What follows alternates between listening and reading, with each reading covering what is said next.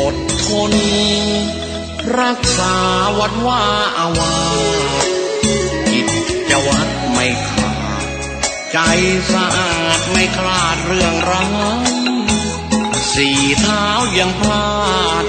นักปราชญ์ยังพลั้งลงอบายเป็นพระมีเสียมีได้เรื่องวุ่นวายมากนี้บวชเรียนเขียนอ่านใบลานพระธรรมบวชนานจนดูหน้าคำเพราะไม่ทำตามโลกีงกเงินมารยาตาไทยไม่มีจนบางครั้งไก่พระนี้มักเสียที่แก่ญาติโยม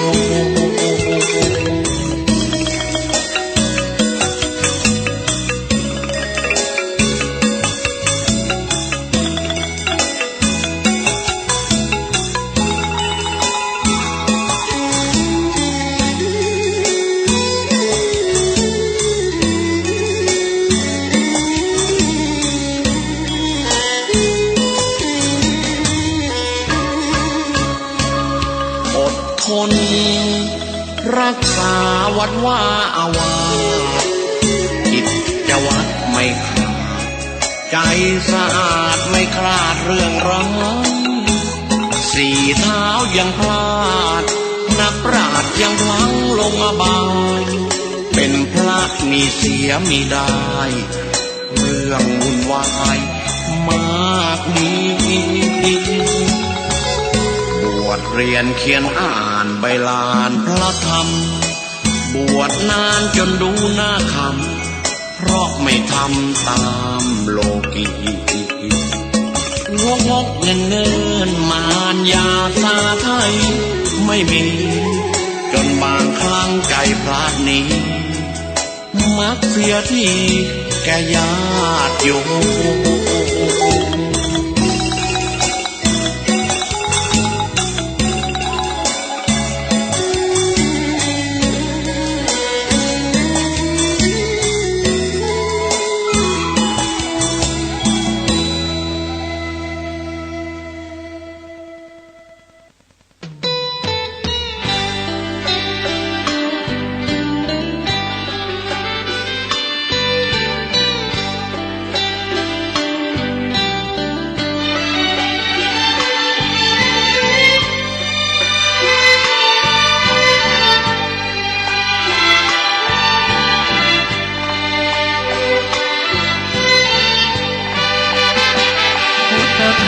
บรรเลงเป็นเพลงเพื่อชาวมวลชนชีวิตมืดมนสับสนจงมาฟังเพลงสิ่งร้ายๆในใจอย่าได้กลัวเกรงพุทธธรรมบรรเลงกำราบปราบให้ดับทุกข์ขอยกพุทธธรรมน้อมนำใส่ในบทเพลงเศร้าเหงาวังเวงเอาเพลงสร้างสรรค์คำจุนฟังกันแล้วอย่ารอบอกต่อเป็นบุญขอให้ท่านคุณทั้งหลายบอกไปเถิดนาคำสอนพระองค์84,000พระธรรมขันธ์ได้ทรงสร้างสรรค์เตือนใจไว้ทุกเวลาอย่าลงพุทธคุณวางไว้กลางกล้าวเพื่อป้องกันเหล่าไพลินสิ้นทั้งหลายธรรมคุณทูลวางไว้กลางใจเพื่อช่วยให้หูทั่วถึงชั่วดีสังฆคุณทูลไว้ในชีวิตเพื่อช่วยพิษพ้นทุกข์เป็นสุขีโดยบุญอภิวันอัญเชลีสวัสดีโดยการนิรันดร์เทิน10 นิ้วกราบแนบไทยไหวสาปารมีธรรมในครูบาอาจารย์พระมหาเถรานุเถระ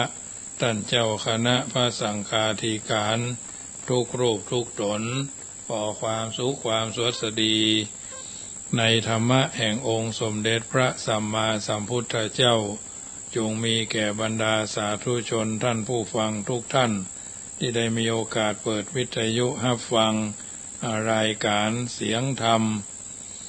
ก่อนรับตาตั้งสถานีวิทยุเพื่อการศึกษาพระพุทธศาสนาและวัฒนธรรม FM ความถี่ 104.50 เมกะเฮิรตซ์วัดฝ่ายหินตำบลสุเทพอำเภอเมืองจังหวัดเชียงใหม่เมตตาในท่านพระครูสมุวิสุวัตรวรกิโจ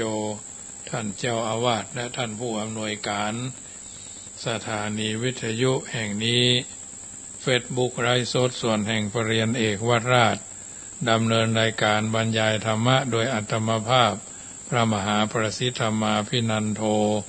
วัดจังกำตำบลมะกอกอำเภอป่าซางจังหวัดละปูนเผยแผ่ธรรมในนามของคณะสงฆ์หน่วยอบรมประชาชนประจำตำบลมะกอกเบอร์โทรศัพท์0615476539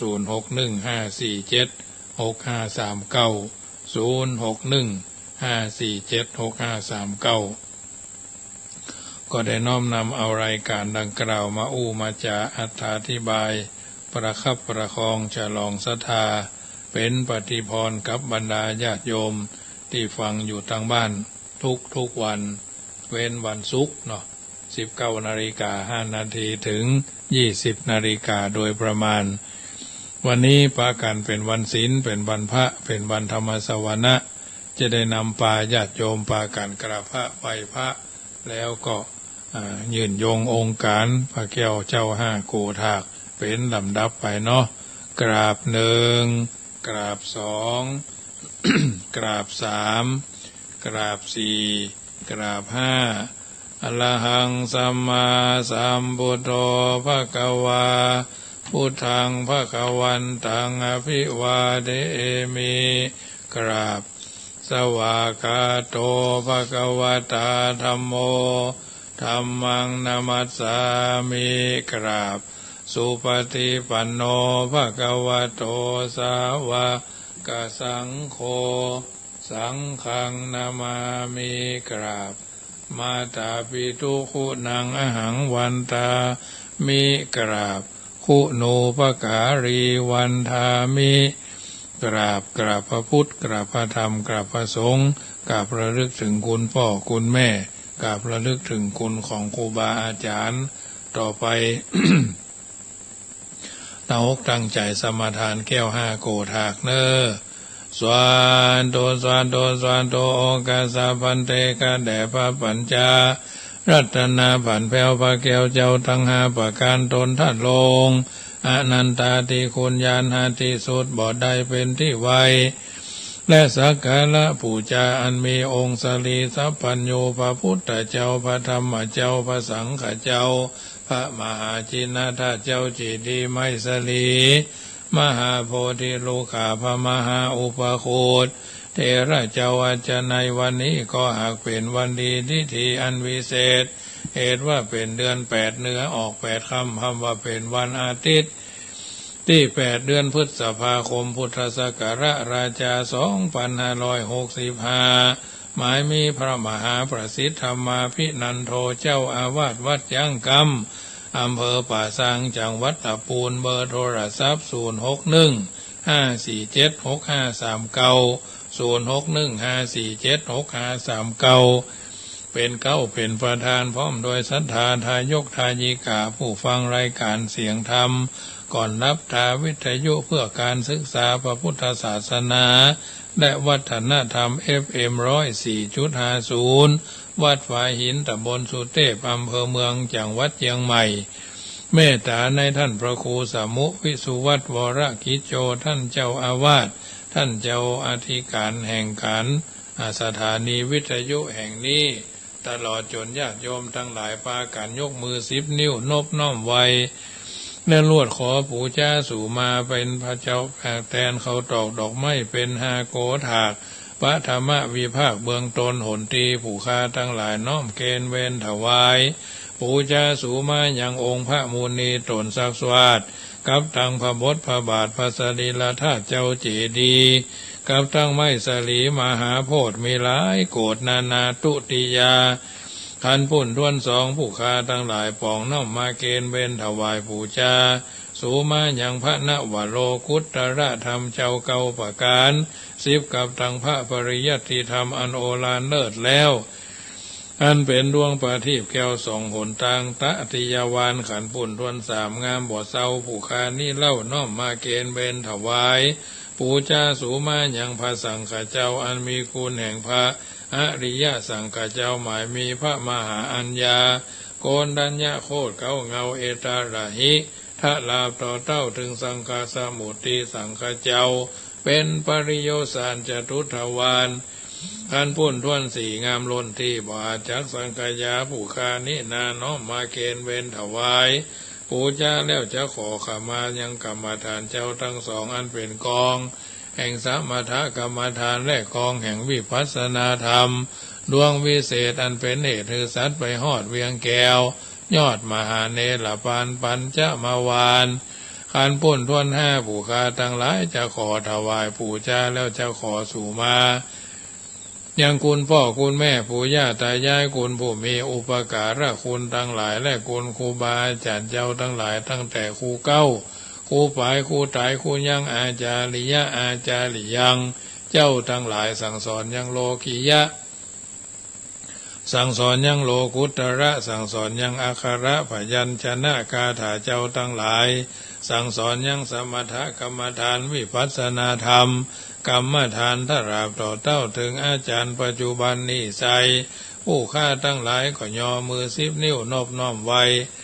แล้วลวดขอปูชาสูมาหลอนว่าผู้ฆ่าทั้งหลายได้ประมาทอเนกจติหลอนโดยมีกายกรรมตั้งกายวจีกรรมกรรมโอมโนกรรมกรรมขึ้นได้ประมาทในอิริยาบถทั้ง4นั่งนอนยืนเตียวหู้แจ้งที่ได้กระทำก็ดีบ่หู้แจ้งทีหากได้กระทำดังอันก็ดีผู้ฆ่าทั้งหลายก็กลัวเป็นโทษนกรรมในพระแก้วเจ้าทั้ง5ยุงโพดคุณหน้ามีธรรมะเมตตาไหวนาเป็นปฏิกาหะฮับเอาอย่างเครื่องพระอรมามิสาปูจาแห่งผู้ฆ่าทั้งหลายแล้วจะขอขมาลดโทษเสียยังโทษนกรรมทั้งหลายกลายเป็นนัตถิวิปากโกโหสิกรรมจะได้เป็นนิวรธรรมกรรมมันแก่นกาจะห้ามหนทางไปสู่จันฟ้าและเนรปานเสียแก่ผู้ฆ่าเที่ยงแต่ดีลีโดยมีแต่นโยคาวัจระบัณฑิตนักปราชญ์เจ้าทั้งหลายผูงมาแล้วแต่ปางก่อนได้สักการะปูชาสูมาแก่องค์พระแก้วเจ้าตั้งอาโกฏหากมีองค์สลีสัพพัญญูพระพุทธเจ้าเป็นประธานอันมาปูนปานนี้แล้วได้เสพสร้างนิสันตะพระอานิสงส์มีด้วยประการฉันใดก็ดีขอจุงผู้ฆ่าทั้งหลายจุงได้เสพสร้าง นิสันตะพระอานิสงส์ปั้มเป่งโยคาวจระสัพพุริสาเจ้าทั้งหลายฝูงมาแล้วแต่ปางก่อน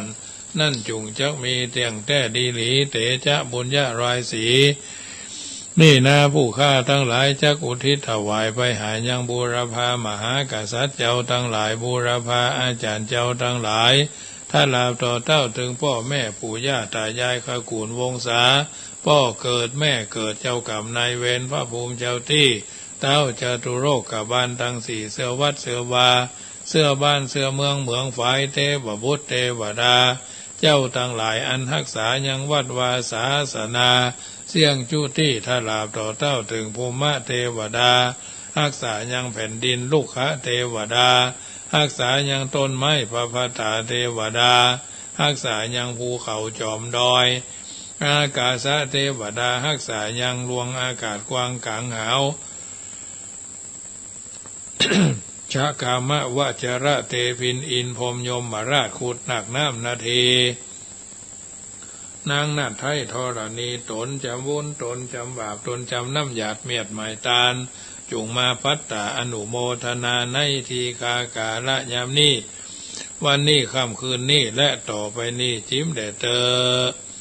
ส สวาตุอิทังโนอาคิมัตุปุปาราจาปุจจสัจจกรวัตนังโจติทานัง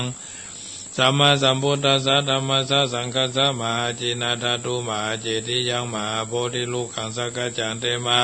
ปูเจมะตุติยัมปิตติยัมปิอิทังโนอาคิมัตุปุปาราจาทานังโจติทานังสัมมาสัมพุทธัสสะธัมมัสสะสังฆัสสะมหาจินาทาตุมหาเจติยังมหาโพธิลูกขัง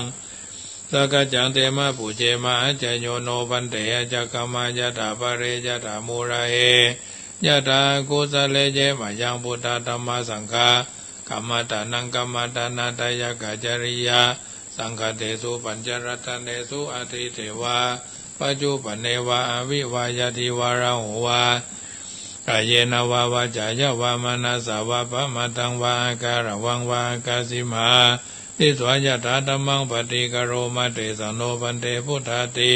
รัตนาปัญจกังอนุกัมปังอุปาทายาจยัง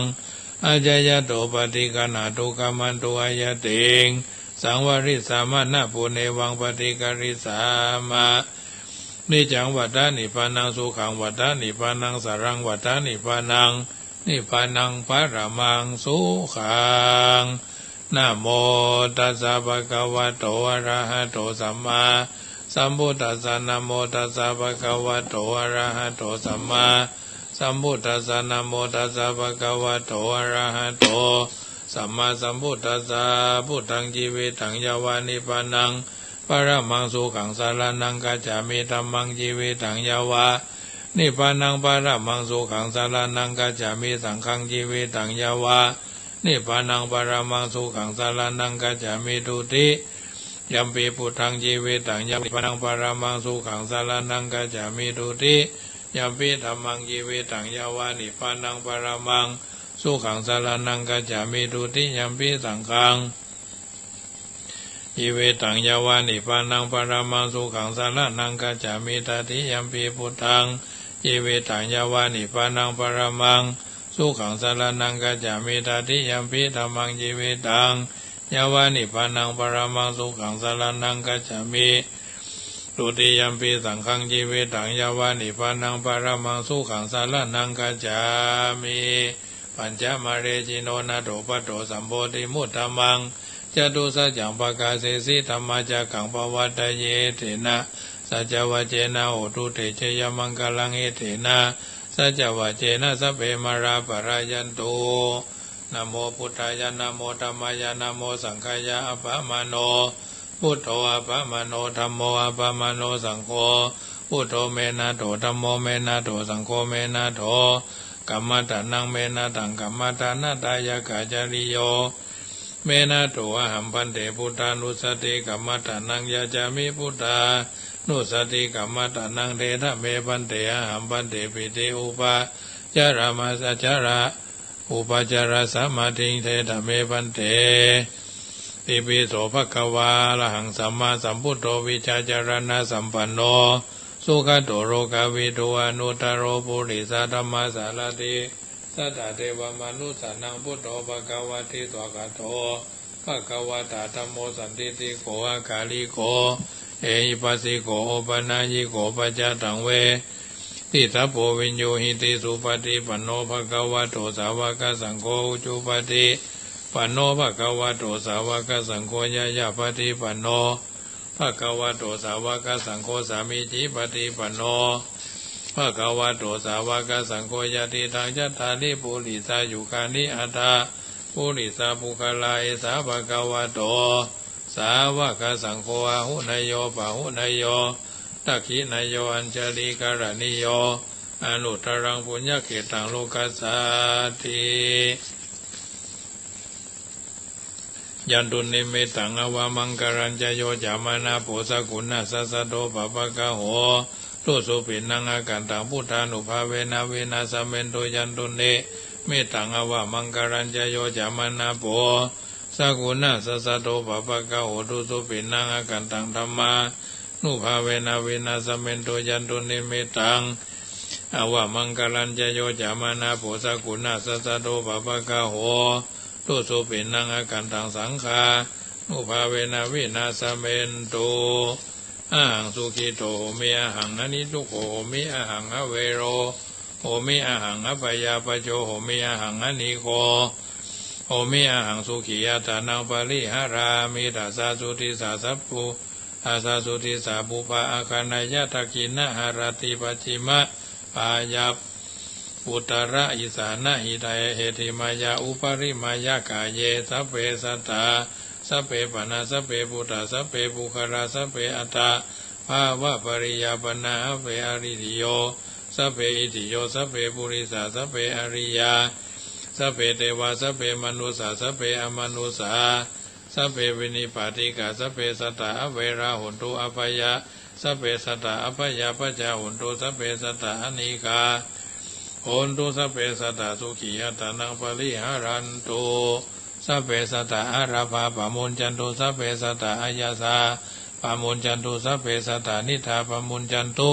สัพเพสัตตาสัพพทุกขาปะมุญจันตุสัพเพสัตตาลัทธสัมปติโตมาวิกาจันตุสัพเพสัตตาลัทธายสัมมาโตมาวิกาจันตุสัพเพสัตตาลัทธปัสสังสโตมาวิกาจันตุสัพเพสัตตาลัทธาสุขามาวิกาจันตุสัพเพสัตตากรรมสกกาสมาทายาทากรรมโยนิกรรมพันธุกรรมปฏิสารนายังกัมมังกริสันติขันธญนังวาปะปะกังวาตัสสะทายาโทปวิสันติเอวเมสุตังเอกังสมัยยังภควาสาวัติยังวิหารติเจตวันเนอนาถาปิณฑิกัสสะอารเมตระโขภควาภิกขุวมันเตสิภิกขโวติปทันเตติเตภิกขุภควะโตปัจจโสสุภควา เอตตะโวจะเมตยาภิกขเวเจโตวิมุตติยาเสวิตายะภาวิตายาปะหุลีกตายะยานิกตายะวัตุกตายะอโนตทิตายาปริจิตายาสุสมารตายาอิเมเอกาทัสสานิสังสาปฏิกังคากตเมเอกาทัสสะสุขังสุปฏิสุขังปฏิปุจตินาปะปะกังสุปินังปัสสติมนุสานังพิโยโหติอมนุสานังพิโยโหติเทวตารคันตินัสสะอาคิวาวิสังวาสตังวากรรมติตุวตังจิตังสมาธิยติมุขวันโนวิปัสสิตติอัสสมุลลโหกาลังกโรติอุตริงอปฏิวิชันโตปมโรปมโรกุปโคโหติเมตายาภิกขเวเจโตวิมุตติยาเสวิตายาภาวิตายาปะหุลีกตายะยานิกตายาวัตุกตายะอนุทิตายาปริจิตายาสุสมารตายะอิเมเอกาทัสสานิสังสาปฏิกังคติอิทัมมโวจาภควะอัตถมนาเตภิกขุภควะโตปัสสิตังวินันทุนติอิมินาปุญญกรรมเมนะด้วยเดชเดชะผลบุญที่ข้าพระเจ้าได้ตั้งใจสวดที่ยายพระพุทธคุณพระธรรมคุณพระสังฆคุณในเย็นวันอาทิตย์นี้ขอกุศลส่วนนี้จงไปค้ำชูอุดหนุนท่านผู้มีพระคุณ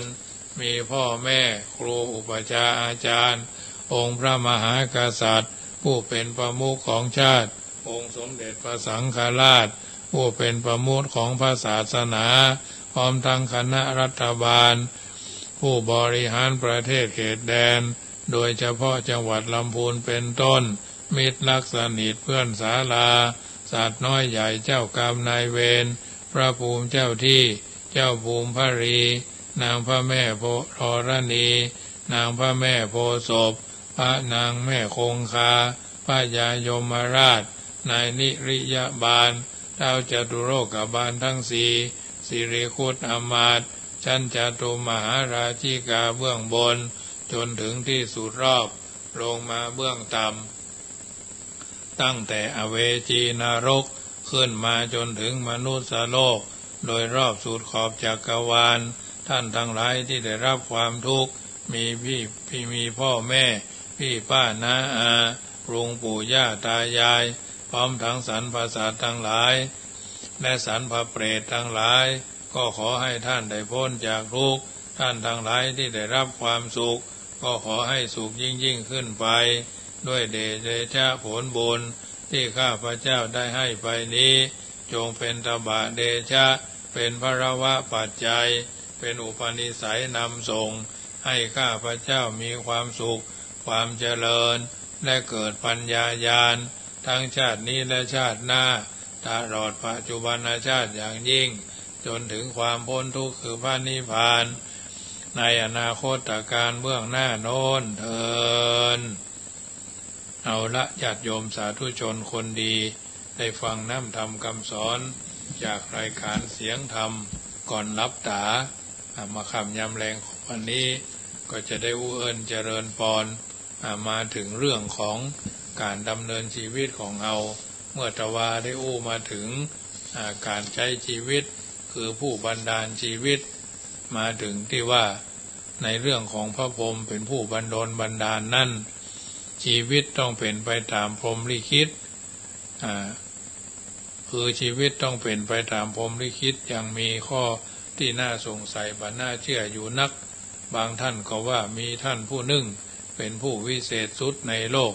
เป็นผู้สร้างชีวิตเกินมาแล้วก็บันดลบันดาลชีวิตเป็นไปต่างๆกันดีพ่องชั่วพ่องสุขพ่องทุกข์พ่องเจริญพ่องเสื่อมพ่องเนี่ยเรื่องนี้ก็เช่นเดียวกันกับเรื่องพระพรหมถ้ามีผู้สร้างจริงผู้สร้างก็ประยุติธรรมแถม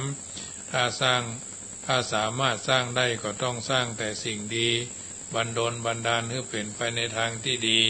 โลกจะได้มีความสุขความเจริญน่าดูน่าชมบ่น่าจะสร้างสิ่งชั่วสิ่งร้ายบ่น่าจะบันดลบันดาลให้เป็นไปในทางที่ชั่วร้ายเช่นสร้างคนตาบอดหูหนวกคนใบ้บ้าเสียมือเสียเท้าบันดลให้เกิดคนผู้ร้ายลักโกงแข่งแย่งชิงดีชิงเด่นโกงกันกินลบลาฆ่าฟันกันตามให้โลกต้องเดือดร้อนละซ้ำละสายเช่นนี้จักว่าเป็นผู้วิเศษน่าเคารพนับถืออย่างใดได้แม้แต่พ่อแม่ซึ่งเป็นผู้ให้กำเนิดแก่ลูกบ่าวลูกสาวแม้เป็นผู้มีอุปการะเลี้ยงดูสั่งสอนอบรมอย่างใกล้ชิดที่สุดว่ากว่าไผในโลกยังบ่อาจจะทำให้บุตรให้ดีทุกคนทั้งที่ตนเป็นผู้มีอำนาจ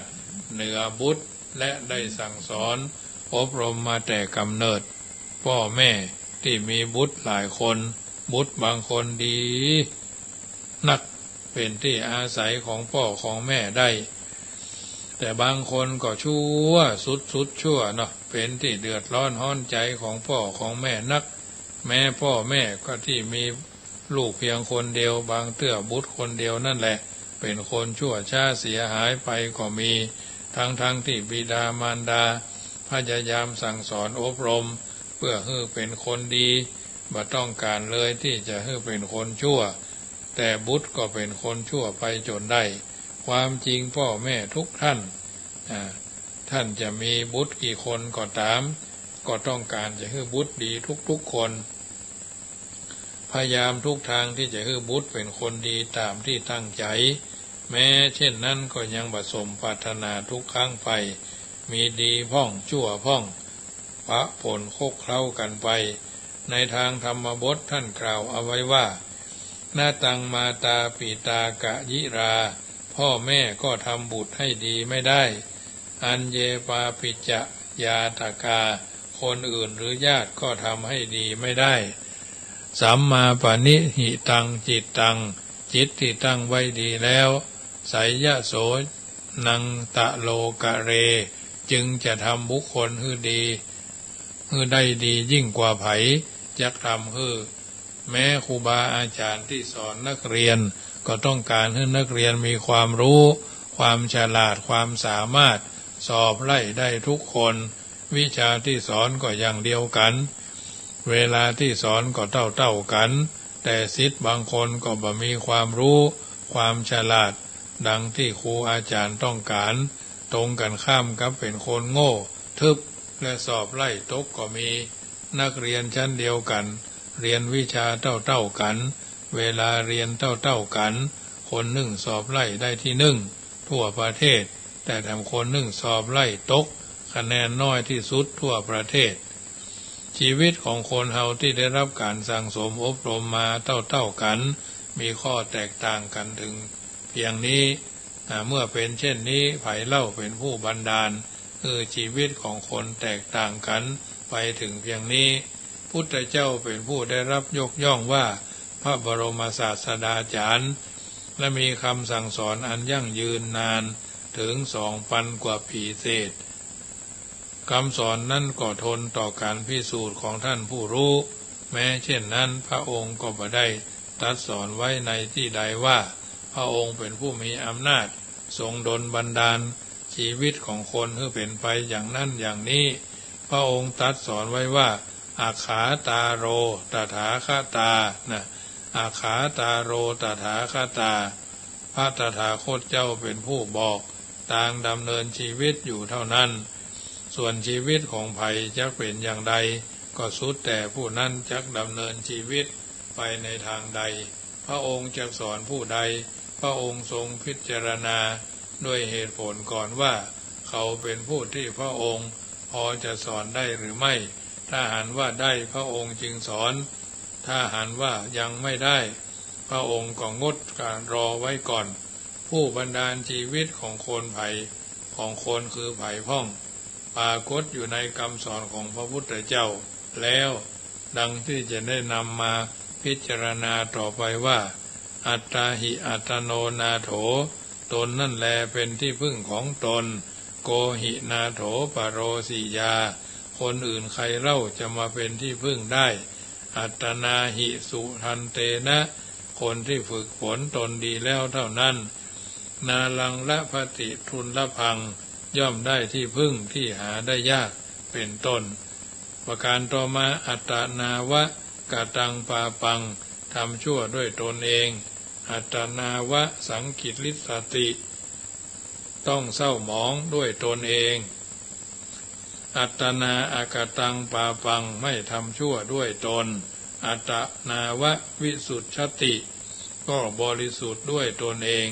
สุทธิอสุทธิปัจจตังความบริสุทธิ์คือความดีความบริสุทธิ์คือความชั่วเป็นของเฉพาะตัวนานโยอัญญังวิโสทะเยคนอื่นถ้าทำคนอื่นให้บริสุทธิ์ไม่ได้อาศัยหลักธรรมในพุทธศาสนาเช่นนี้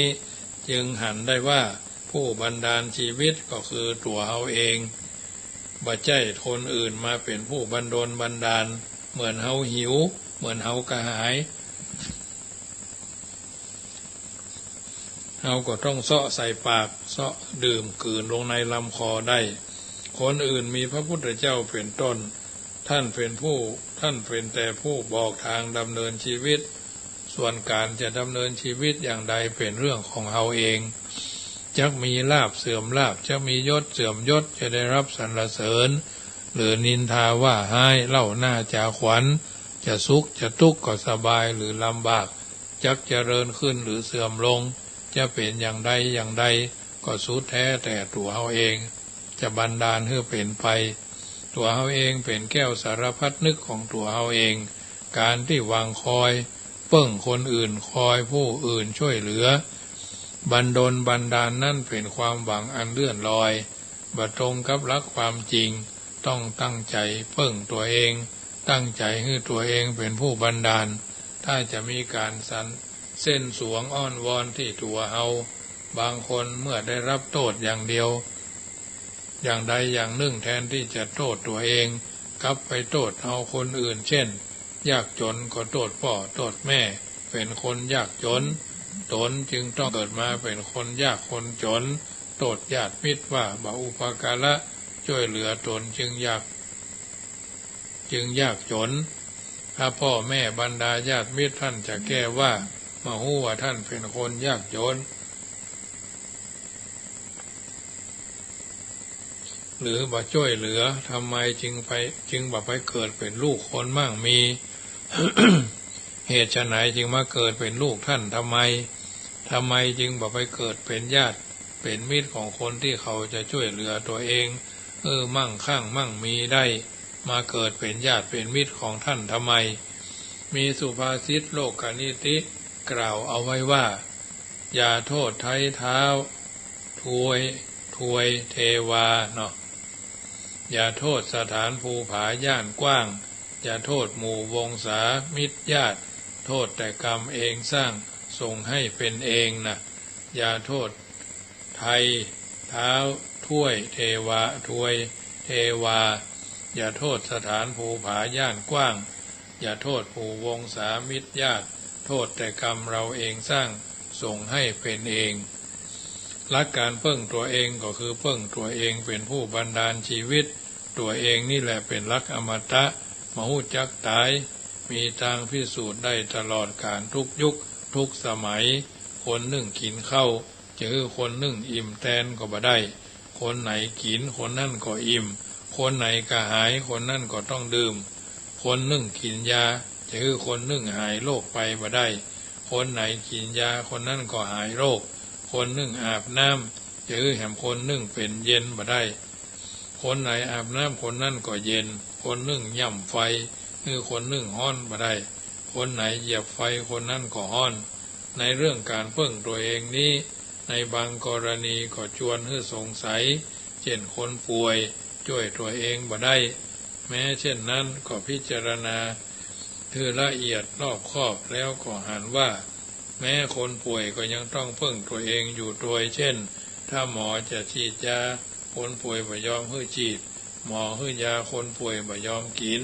หมอจะผ่าตัดคนป่วยบ่ยอมให้ผ่าตัดหรือยอมให้ฉีดยายอมกินยา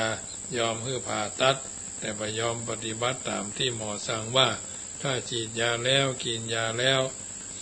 ผ่าตัดแล้วต้องปฏิบัติอย่างนี้เช่นนอนนิ่งๆอย่าลุกขึ้นเช่นนี้หมอช่วยอย่างบ่ได้หมอช่วยคนป่วยที่ช่วยตัวเองได้ส่วนคนป่วยที่บ่ช่วยตัวเอง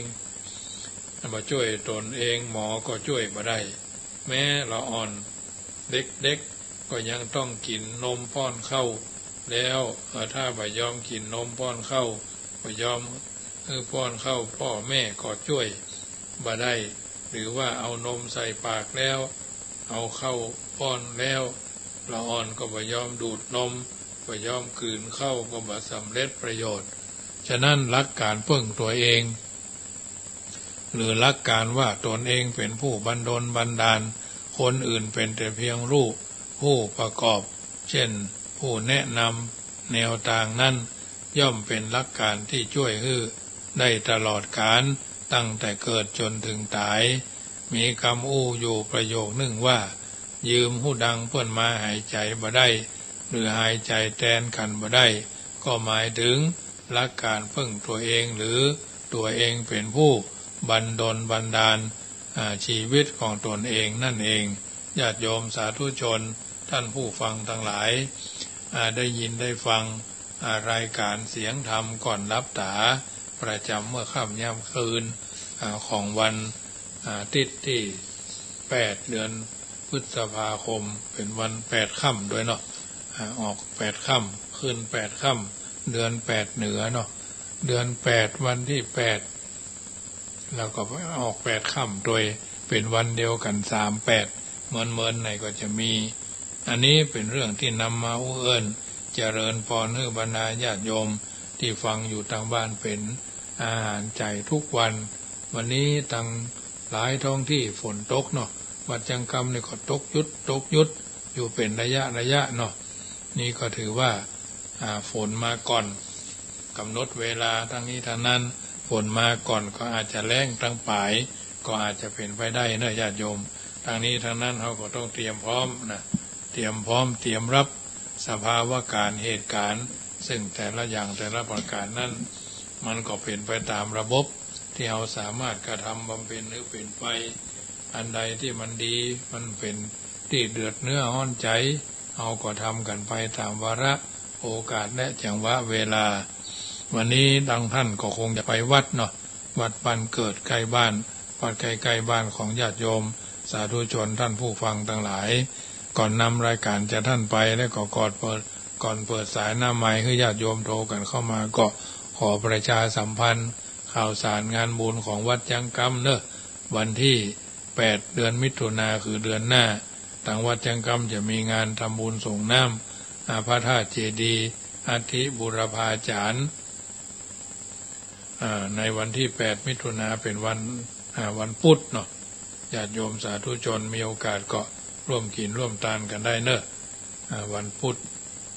เจ้าภาพสังฆทาน15 สั่งละ500 บาทเจ้าภาพผ้าปังสกุลจำนวน12 ผืนละ200 บาทเจ้าภาพขันเข้า109ขันละ50 บาทก็น้อมเอิญเจริญพรเนอะนี้ก็แล้วแต่โอกาสจังหวะเวลาที่เราจะมีโอกาสร่วมด้วยช่วยกันคนละเล็กคนละน้อยคนละนิดคนละหน่อยก็ถือว่าเราร่วมกันในการสร้างสรรค์พัฒนาสิ่งต่างๆเหล่านั้นเป็นประโยชน์กับหมู่กับคณะการอยู่ในสังคมแห่งการอยู่ร่วมบางบางครั้งบางเวลาบางโอกาสก็จะเป็นสิ่งที่อำนวยอวยผลอำนวยอวยพรเราท่านทั้งหลายอยู่ในสังคมแห่งการอยู่ร่วมเนาะแห่งการอยู่ร่วมด้วยช่วยกันอยู่กันอย่างพี่ดีกันอย่างน้องปรองดองกันเหมือนญาติชาติประเทศก็จะเจริญพระพุทธศาสนาก็จะรุ่งเรืองไปตามนั้น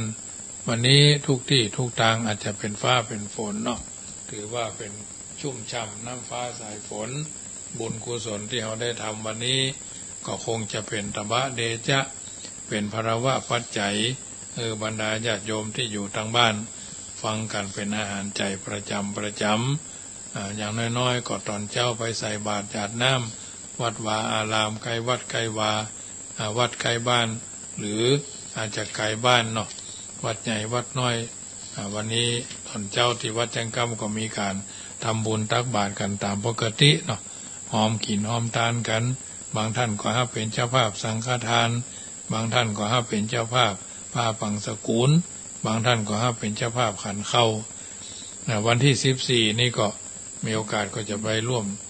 ทำบุญในการเจริญพร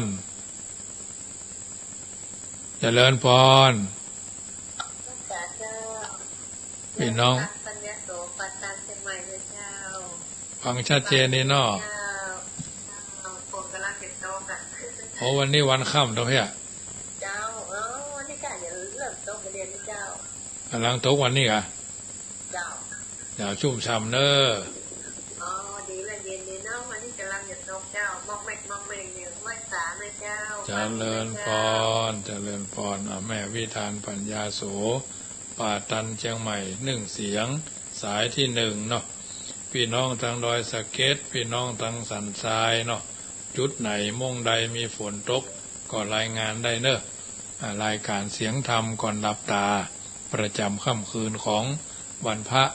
บางท่านก็กำลังไหว้พระสวดมนต์บางท่านก็ไปไหว้พระไปสวดมนต์ที่วัดเนาะไปสวดมนต์ที่วัดผายแผ่ยายบุญใกล้จะเข้าช่วงเทศกาลเดือน8เดือน9เนาะปีนี้ฝนมาก่อนฝนมาต้นเดือนพฤษภาก็อาจจะมีปลายก็อาจจะแผ่วกว่ามู่เนาะทางนี้ทางนั้นปัจจุบันนี้เอาแน่นอนบ่ได้เนาะทุกที่ทุกทางก็ถ้าฝนตกแล้วก็ชุ่มฉ่ำด้วยกันทั้งนั้นนะชุ่มฉ่ำด้วยกันทั้งนั้นทางนี้ทางนั้นแต่ขี้โยมแม่สีนวลสันมหาปนแม่แตงโทรมามีอย่างมู่เนอะโทรมาได้เนอะอยู่จุดไหนม่งใดโทรกันเข้ามาเป็นกำลัง1 เสียง1 สายระหว่างกันเนาะแม่ครูเหรียญทอง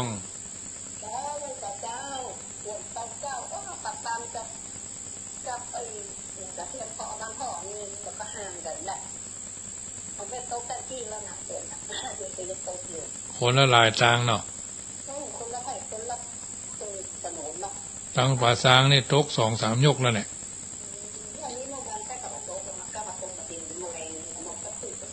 ตะเพโดนก่อนนะแต่คืนนี่ก็คืนหุ่ง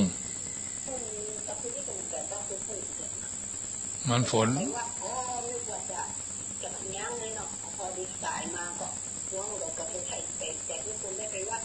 เจ้าโมทนาแม่ครูเหรียญทองสายที่2ยายพรร้องวัวแดงเจริญพรยายพรร้องวัวแดงวันตกวันค่ำแม่เอ๋ยวะเนี่ยวันค่ำตอนเจ้า ตอนเจ้ามาก็ตกย่างเพิ่นมาวันศีลเนี่ยกำควายมาตกแถมบ่ายมาก็ตกแถมเมื่อกี้ก็ตกแถมเนี่ย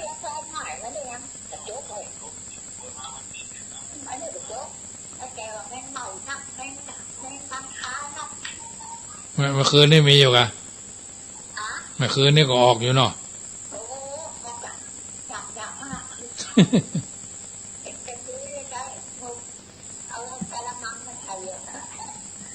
คนมักมันก็เหมาะเนาะ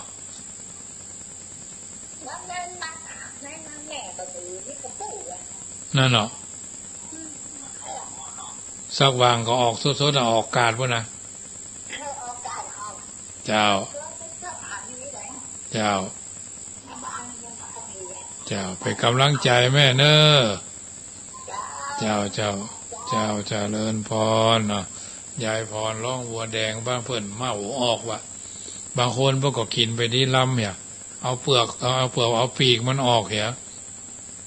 คั่วก็ไปดีลำบางคนก็คั่วใส่ไข่เนาะครบทั้งครอบแคบเราฟังบ่นะ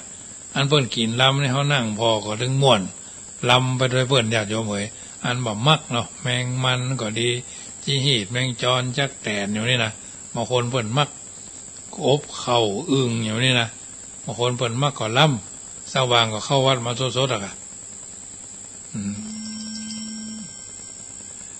เจริญพรพี่น้องสันทรายหลวงนมัสการเจ้าบ้านแม่เขาประจบเลยสันทรายเพนะโอ้แต่คืนก็คืนหุ้งวันนี้ก็3 ยก 4 ยกแล้วนี่โชคดีแด่ประจุเย็นแต่สันทรายนี่เพิ่งว่าสันทรายผมมีกระจายเจ้าเป็นกำลังใจนะเจ้าเจริญพรฝนตกบนทั่วฟ้าเนาะศรัทธาชาวบ้านเดือดร้อนห้อนใจพี่น้องทั้งหลายเนอะบางที่มันก็ตกเลยนะพี่น้องทางดอยสะเก็ดว่าจะได้พี่น้องมาล่องต้นขามเจริญพรไม่เลี้ยงกาแฟสาธุเจ้าไม่ได้ฟังหลายวันเจ้าไปเที่ยวทะเลมาเมื่อใดล่ะมาแต่มาถึง10 โมงเนี่ยเจ้าอันเหมารถกันไปกะอันนั่งรถนครชัยแอร์ไปเจ้าจักยาวเลยเนาะจักยาวเลยครับวันนี้เจ้าแต่นี่ก็ยุบไปแล้วเจ้าฝนตกมาหน่อยเดียวโอ้วันนี้วันค่ำตกยุดอยู่เนี่ยจบดีมันต้องมามันเย็นดีเจ้าจะเมานักเฮ้ยเจ้าสาธุเจ้าเจริญพรแม่เลี้ยงกาแฟไปเอี่ยวชมทะเลเนาะไปเอี่ยวทะเลมากันก็คนเหนือใครไปเอี่ยวทะเลคนตั้งทะเลก็ใครมาเอี่ยวดอยทางบ้านเฮาก็ว่ากันไปเนาะทางนี้ทางนั้นก็ถือว่าถ้ามีจุดหมายที่จะไปจุดยั่งจุดพักมันก็ม่วนไปแถมอย่างหนึ่งแต่เฮามูไปทางใดนี่ก็ยังว่านั่นเนาะไปเวมาก็บ่มีจุดหมายปลายทางก็รู้สึกว่าเพิ่นฮ้องว่าร่องรอยเนาะไปตามสภาวะการเนอะเพราะฉะนั้นวันนี้รายการเสียงธรรมก่อนรับตาก็มาถึงช่วงสุดท้ายมีคำกรสอนใจก่อนนำรายการจากท่านไปว่าสัตว์ในโลกาเกิดมาบ่แคล้วสังขารแก่แล้วมันตึงบ่ไหวเปลี่ยนไปเตื้อนิดชีวิตจิตใจเนื้อตัวคิงใบพอในเหี่ยวด้านยักเนี้ยการยั้งการหลวงการบ้านเป็นที่รำคาญเมื่อยล้าปวดตัวฟางตาสะมองสั่งจ้าสันเตื้อเหมือนบ้าปาลาเอาของไว้ปุ้นจนเตียวเสาะหาว่าเมื่อตะวาเอามาไว้นี่มนุษย์คนเฮาเป็นเอาอย่างอี้จะลามีมาจวบปบ40ลืมหน้า50ไข้ครบทบบวกเข้าหลงลืมเป็นอย่างอี้แต่ไผบ่ต้องฝืนมาหนึ่งนังเป็นไปอย่างอี้อานิจจกรรมนำมาก่อนกี้มันหากติดมาบีบคั้นอันว่าสังขารธรรมชาตินั่นมีในตัวหั่นเนินนายหนุ่มแก่ก็ลุหุไปจนตายเปรียบเหมือนตุงใจบนก้างเชือกห้อยถูกแดดถูกฝนลมพัดเตื้อน้อยพุดหล่นลงดินย่อยยับหนุ่มแก่ตั้งหลายภัยเพียที่พับดับธาตุ4 เสียงหมดไป สัตว์โลกเหล่านี้ย่อมสุดวิสัย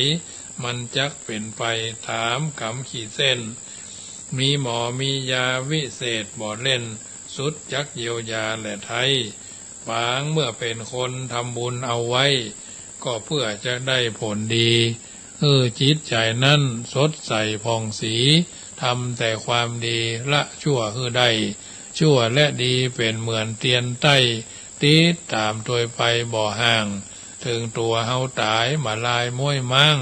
ยังมีสิ่งอันความดีเหลือฝากเอาไว้ในโลกโลกีว่าเฮายังมีดีไว้อวดอ้างยักไปสวรรค์ก็ควรสรรสร้างบนหนทางไปบนจันฟ้าฟังทำความดีอย่ารีรอจ้าเวลาบ่ท่าเฮานาอายุคนนั้นมันสั้นแต่หนาบ่หู้เวลาวันตายเน้อเจ้าทำบุญกุศลอย่ารอฮื้อเท่าหนุ่มสาวคิงเราได้พร้อมขอโตดเอาไหวสากราบน้อมขอปงเข้าก้อมซอใหญ่ที่อู้เอาไว้หลอนบ่ถูกใจจะขออภัยหอมยับเต้าอี้ก่อนและนายเหยญาติโยมท่านสาธุชนท่านผู้ฟังทั้งหลายรายการเสียงธรรมก่อนรับตามาถึงช่วงสุดท้ายก่อนนำรายการจากท่านไปก็จะไปลืมเนอะร่วมขินร่วมตาลร่วมเป็นเจ้าภาพทำบุญสร้างบารมีในการส่งน้ำพระธาตุเจดีย์อัฐิบูรพาจารย์วันที่8 มิถุนายนเดือนหน้ามีโอกาสก็ร่วมด้วยช่วยกันเนอะวันนี้สมสมัยได้เวลาจะขอนำรายการจากท่านไปก่อนรัตนัตตยานุภาเวนะรัตนัตตยเตชะสาพุทโธบังซ้ายธัมโมบังขวาสังโฆบังกายาอะระหังบังเกสาอะระหังพุทโธนะโมพุทธายะอายุวันโนสุข